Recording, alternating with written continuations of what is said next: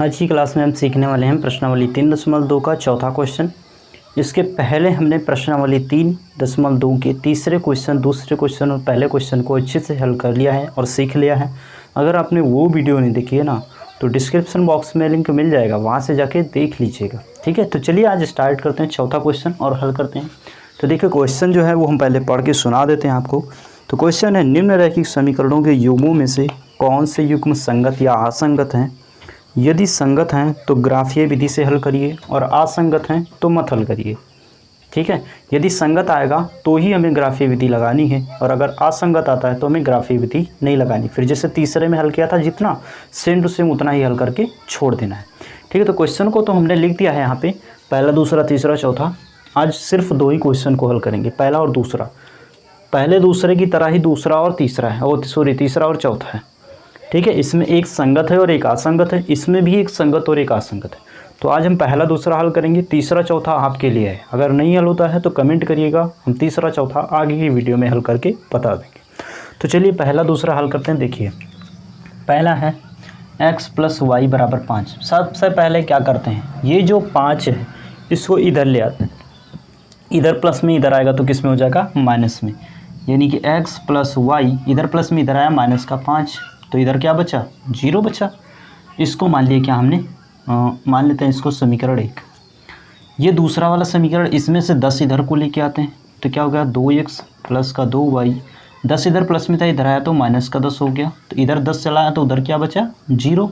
इसको मान लिया हमने समीकरण 2। ठीक है, यानी बराबर के उधर हमें कोई संख्या नहीं रखनी है, अगर कुछ भी है उधर तो उसको इधर ले आएंगे। सबसे पहले ये काम करेंगे ऐसा, लेकिन इन दोनों में नहीं है, क्योंकि इन दोनों में पहले से ही उधर बराबर दिया गया है, बराबर 0। अब देखिए क्या करेंगे, जो समीकरण 1 है इसकी तुलना कराएंगे। तो समीकरण 1 की तुलना किससे करवाएंगे, a1x + b1y + c1 = 0 से करने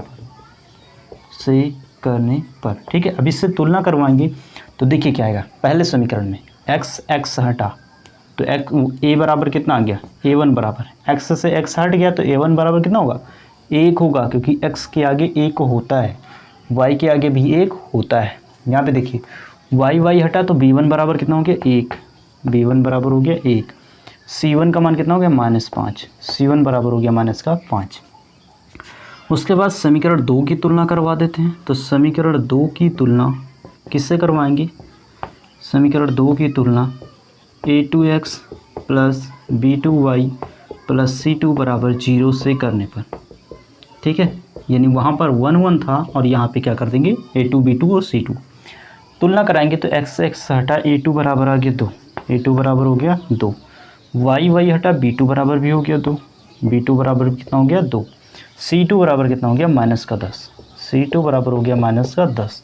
ये 10 है। ठीक है, अब क्या करेंगे, अब हमें ज्ञात करना है a1/a2, फिर b1/b2 और उसके बाद c1/c2, इन तीनों का मान। तो देखिए a1/a2 कितना होगा, a1 का मान कितना है, 1/a2 का मान कितना है, 2। अब ये तो कुछ कटेगा नहीं तो इसको यहीं पे रखते हैं। b1 का मान कितना है, फिर से 1/b2 का मान कितना है, 2। इसको भी छोड़ देंगे क्योंकि इसके भी आगे कुछ नहीं होगा। आगे देखते हैं तीसरा वाला। तो c1 का मान कितना है, -5 बटे c2 का मान कितना है, -10। यहाँ होगा हल आगे, माइनस से माइनस कट गया, 5 एकम 5 और 5 दूनी 10, तो कितना बचा, 1/2।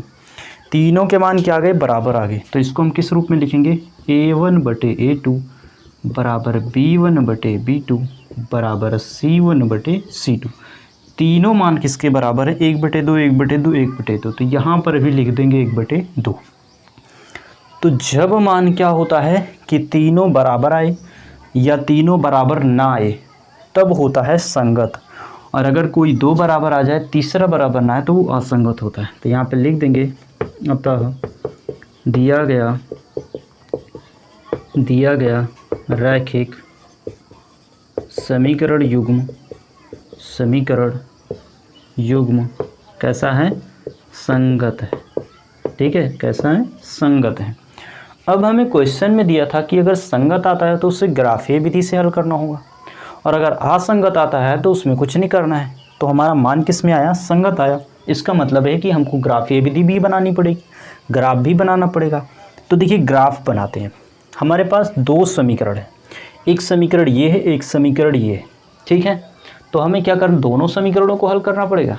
देखिए जहाँ पर समीकरण अलग अलग होंगे वहाँ पे हमें दोनों को हल करना पड़ेगा, लेकिन यहाँ पर दोनों समीकरण सेम है, ठीक है। कैसे सेम है, देखिए इसको थोड़ा हल कर देते हैं। यहाँ पर x + y - 5 = 0, ये तो पहला समीकरण है, ठीक है, बिल्कुल सिंपल।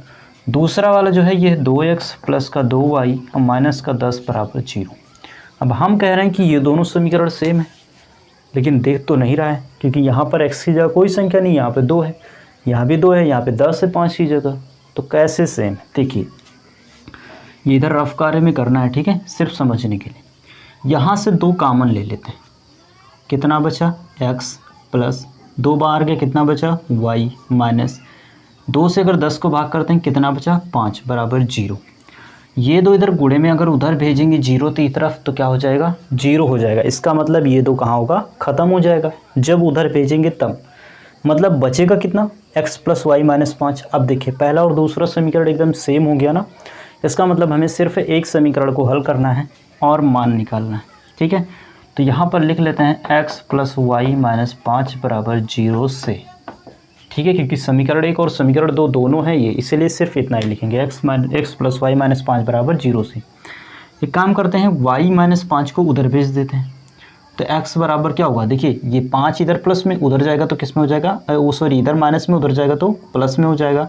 ये y इधर प्लस में उधर जाएगा तो माइनस का हो जाएगा, सॉरी माइनस का y, ठीक है, इधर प्लस में उधर जाएगा तो माइनस का y हो जाएगा। अब हमें क्या करना है, y का कोई मान रखना है और x का मान निकालना है, 3 मान रखने कम से कम। तो y का मान हम मान लेते हैं, माना y बराबर 1 2 3 रखने पर, ठीक है, हमें मान सीरियल से ही रखना है, इसलिए हम 1 2 3 रख लेते हैं। आप 2 3 4 भी रख सकते हो, या 4 5 6 रख सकते हो, ठीक है, कुछ भी रख सकते हो। तो देखिए सबसे पहले हम y बराबर 1 रखते हैं, तो y बराबर 1 रखने पर, तो y बराबर जब 1 रखेंगे तो देखिए क्या आएगा, x बराबर होगा, ये मान हमें सारा इसी में रखना है, तो x बराबर होगा, पहले तो है 5 माइनस, फिर कितना है y की जगह हम कितना रख रहे हैं 1, तो x बराबर कितना हो जाएगा, 5 में से 1 गया तो 4 बच गया। दूसरा मान रखते हैं y बराबर 2, तो y बराबर 2 रखने पर, ठीक है, y बराबर 2 रखने पर देखिए कितना रखेंगे, समीकरण इसी में रखना है, तो x बराबर कितना हो जाएगा, 5 माइनस y का मान कितना आप रख रहे हैं 2, तो यहाँ पे रख दिए 2, तो x बराबर कितना हो गया 3, क्योंकि 5 से 2 जाएगा तो बचेगा कितना 3। अब y बराबर 3 रखते हैं, तो y बराबर 3 रखने पर, ठीक है, तो जब 3 रखेंगे तो देखिए कितना आएगा, x बराबर कितना है 5 माइनस y की जगह उसका मान रखेंगे 3, तो x बराबर कितना आ जाएगा, 5 में से 3 जाएगा, बचेगा 2। अब क्या करते हैं, एक छोटा सा बॉक्स बनाते हैं, क्या करते हैं, एक छोटा सा बॉक्स बनाते हैं, इधर बना लेते हैं, ठीक है, इतने में हो जाएगा। देखिए ये बना लिए बॉक्स, ठीक है। अब देखिए यहाँ पे एक बड़ा सा बॉक्स बना लेते हैं, फिर छोटे छोटे 2 3 बीच से एक रेखा खींच देते हैं, क्योंकि हमारे 2 ही मान हैं। समीकरण है हमारा x बराबर 5 माइनस वाई, इसको यहाँ लिख देते हैं, x बराबर 5 माइनस वाई, x वाला मान पहले लिखना है, y वाला बाद में। तो y का तो हमारा सिंपल सा मान है, इसलिए यहाँ पे सिर्फ y लिखेंगे। x का मान देखिए हमारा क्या क्या है, y का मान तो हमने रखा है 1 2 3, तो यहाँ रख दिए 1, यहाँ रख दिए 2, यहाँ रख दिए 3। x का मान क्या क्या है, एक 4 आया, फिर 3 आया, फिर 2 आया, तो यहाँ रख दिए 4, फिर 3 और फिर 2, ठीक है, बॉक्स भी बन गया। अब इसको क्या करना है, हमें रैखिक समीकरण बनाना है, यानी रैखिक रेखा पर दर्शाना है। तो सबसे पहले दर्शाने के लिए हमें क्या चाहिए, एक चतुर्थांश चाहिए। ये बना लिया हमने चतुर्थांश। बीच में क्या होता है, 0 होता है, मूल बिंदु होता है, ये x है, ये x डैश, ये y है और ये y डैश, ठीक है, ये x वाला मान है। देखिए यहाँ पे मान रखेंगे तो 1 2 3 4 5 6, ऐसे थोड़ा मान रख लेना। इधर भी 1 फिर 2 फिर 3 फिर 4 फिर 5, इधर भी रख देते हैं 1 2 मान, माइनस का 1 और माइनस का 2, बहुत है, क्योंकि माइनस में हमारी कोई संख्या ही नहीं, 1 2 मान रख लो बस, बहुत है। इधर भी माइनस का 1 और माइनस का 2, बस ख़त्म काम। देखिए मान रखते हैं, x का मान कितना है 4, 4 कहाँ पे होगा, यहाँ पे होगा, 4 कहाँ होगा, यहाँ पे होगा 4, ठीक है, यहाँ पे हो जाएगा 4। उसके बाद y का मान कितना है 1, सीरियल से देखेंगे सीधा सीधा, x का 4 रखे तो y का 1, y का 1 कहाँ होगा, यहाँ पे होगा। इन दोनों को हल्का सा ऐसे करते हुए आगे बढ़ाएंगे तो ये कहाँ पे मिलेगा, इस बिंदु पर मिल जाएगा। ठीक है, इस बिंदु पर मिल जाएगा। इस रेखा को ऐसे मिटा देना है। यहाँ पे लिख देते हैं हम कितना है 4,1। ये वाला बिंदु कौन सा है 4,1। दूसरा x का मान है 3, तो x का मान 3 कहाँ पे होगा, यहाँ पे होगा। y का मान कितना है 1, सॉरी y का मान 2 है, 3 2। ठीक है, y का मान कितना है 2, तो y का मान 2 कहाँ पे होगा, यहाँ पे होगा। इसको ऐसे आगे बढ़ाएंगे जब, तो ये कहाँ पे मिलेगा, यहाँ कहीं पे मिल जाएगा। ठीक है, इस 4,1 को पीछे की तरफ लिख देते हैं, यहाँ पे 4,1। ये वाला हमारा कौन सा बिंदु है, x का मान 3 y का 2, तो यहाँ पे हो जाएगा 3,2। ठीक है, तीसरा वाला देखते हैं, तो x का मान है 2 और y का हो गया 3, तो x का 2 यहाँ पे होगा और y का 3 यहाँ पे होगा। तो इसको भी थोड़ा आगे बढ़ाएंगे तो ये ऐसे करके यहाँ पे मिल जाएगा कहीं पे। ठीक है, कितना है 2,3। ठीक है, इस रेखा को ऐसे मिटा देंगे, इस रेखा को नहीं रखना है। ठीक है, ये हो गए हमारे तीनों बिंदु। अब क्या करेंगे, इन तीनों बिंदुओं को मिला देंगे। ये मिला दिया हमने तीनों बिंदुओं को। ठीक है, नाम दे देते हैं इसको A, इसको B और इसको C। यहाँ पर हमें समीकरण लिख लेना है, तो इसको ऐसे करके यहाँ पे कोई समीकरण लिख देते हैं। x बराबर 5 माइनस वाई, x बराबर 5 माइनस वाई। ठीक है, ये कितना है समीकरण हमारा, x बराबर 5 माइनस, यानी जो समीकरण था वही उठा के यहाँ पे रख देंगे। अगर जगह है तो इसी पर रख दीजिएगा, कहीं पे भी रख देना है। तो ये बना हमारा रेखीय समीकरण युग्म। ठीक है, रैखिक बन गया। हमें जो बनाना था, क्या बनाना था, ग्राफीय विधि बनाना था, तो ग्राफ ये पूरा हमारा बन गया है। अब चलिए क्या करते हैं, दूसरे वाले क्वेश्चन को हल कर लेते हैं। तो दूसरा वाला क्वेश्चन भी हल करेंगे और उसके बाद तीसरा और चौथा जो क्वेश्चन है वो हम आगे की वीडियो में हल करेंगे। पहले आप हल कर लीजिएगा, अगर नहीं आता है तो कमेंट करिएगा, तब हल करवा देंगे। ठीक है, चलिए तो देखिए दूसरा क्वेश्चन जो है वो हमारा क्या कह रहा है। पहला समीकरण में मान देखिए क्या है, पहले में मान है x माइनस वाई बराबर 8। ठीक है, 8 को हम इधर ले आते हैं। ठीक है, डायरेक्ट करते हैं थोड़ा, x माइनस वाई है।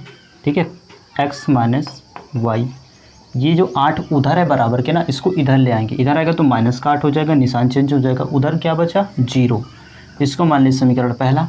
वही यहाँ भी करेंगे तो है 3x माइनस 3y, ये कितना है 16। इधर आएगा तो माइनस का 16, उधर क्या बचा बराबर का 0 बचा, और ये हो गया समीकरण दूसरा।